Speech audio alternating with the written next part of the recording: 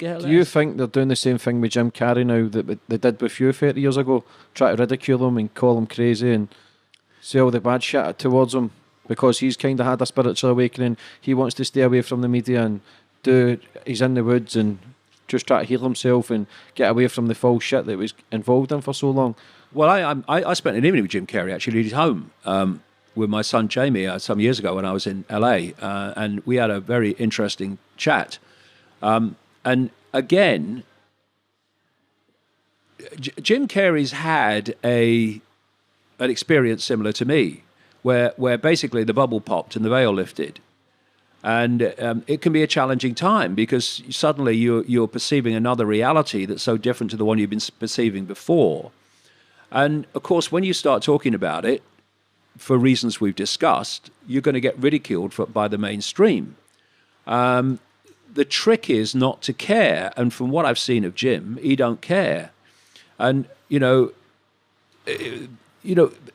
people just thought, look at the range of things you perceive.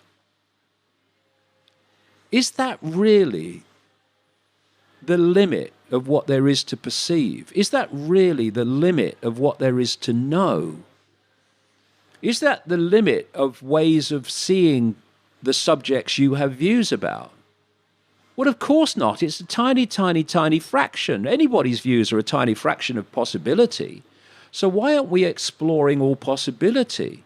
Not that you come across information and just because you come across it, oh, that's true, then I'll believe that now. No, you question it, you process it, you come to conclusions about it. But it's very simple, and history shows us this. Systematically reducing the amount of information, views, and diversity of information and views available to people never ends up well. It never turns out good. It always turns out bad for humanity.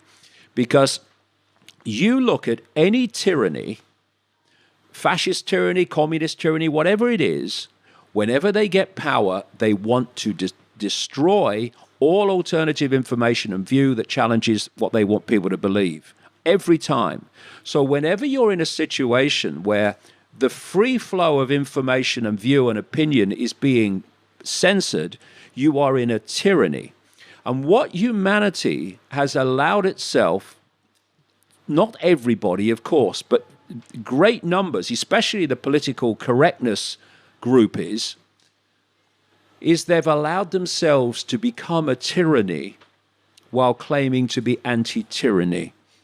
I see anti-fascist protests full of people acting fascistically because they're so far up their own arse and so full of their own self-purity, they don't realize that what they're doing is actually projecting their own behavior in what they're opposing.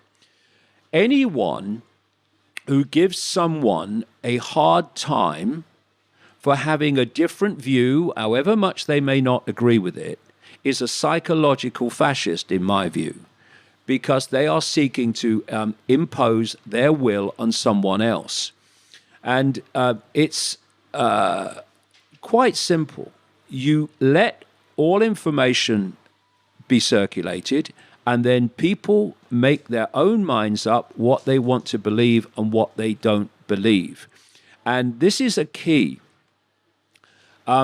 What we're seeing now, not least through algorithms, and through self-censorship by being intimidated into being terrified of speaking your truth, we're seeing information censored before the point of delivery, before anyone can hear it. This is fundamental because I believe that all information and all views should be allowed to be expressed.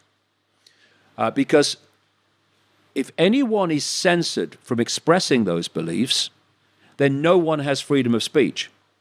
Freedom of speech is freedom of speech, the freedom to speak. It's not freedom to speak what is acceptable, it's the freedom to speak.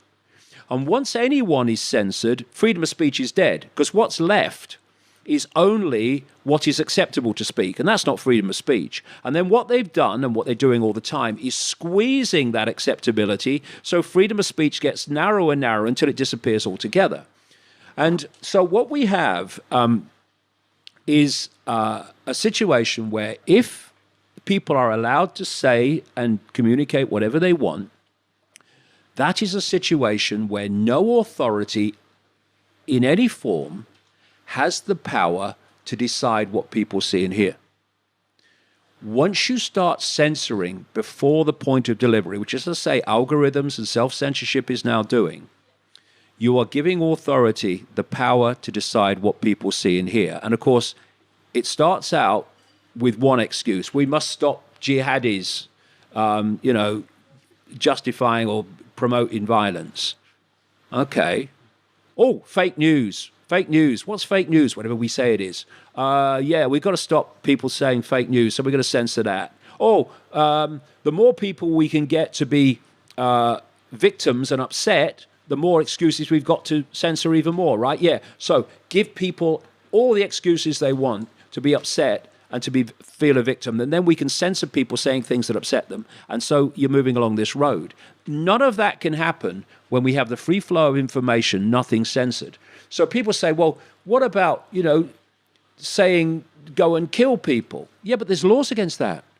There's laws against that. There's laws against telling people, oh, burn that house down. But they're after the point of delivery, which means you can deal with the extremes of how people use speech, but it's heard. Mm-hmm. Then you can deal with it if it needs dealing with it. And most speech does not need dealing with at all. Come on, let's go and kill this person. Well, obviously, you deal with that. You have to deal with that. But it's after the point of delivery. And as long as we hold that line, authority has no power to censor. What we're seeing now is the opposite of that. Before that line is where most censorship is starting to happen, and thus freedom is disappearing.